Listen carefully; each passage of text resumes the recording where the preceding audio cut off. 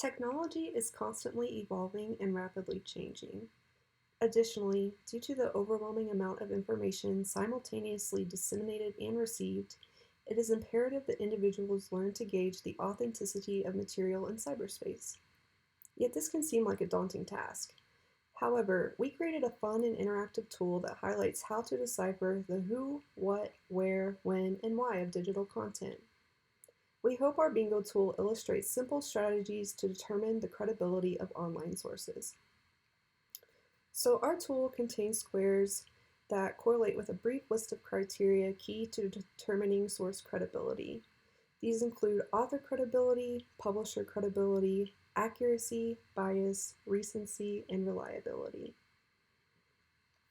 We chose an article on climate change to display how our tool is utilized. So first, our source is the World Health Organization.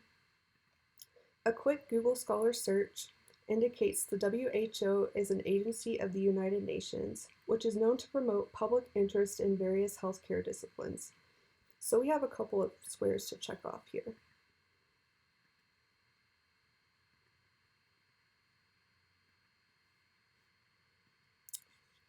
Next, this article presents data in an objective way.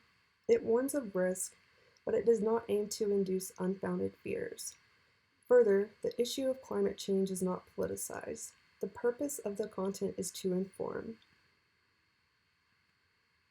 While this article seems free from bias, we double-checked on mediabiasfactcheck.com, and it indicates the WHO is highly reliable. So let's stamp this square also. These squares align with our accuracy and bias criteria.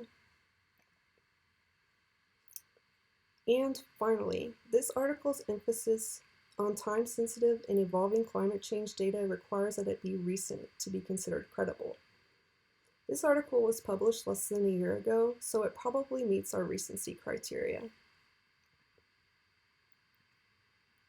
So there's one bingo.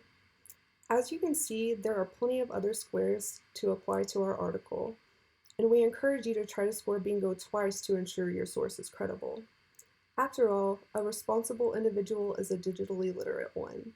Thank you for taking the time to view our bingo tool.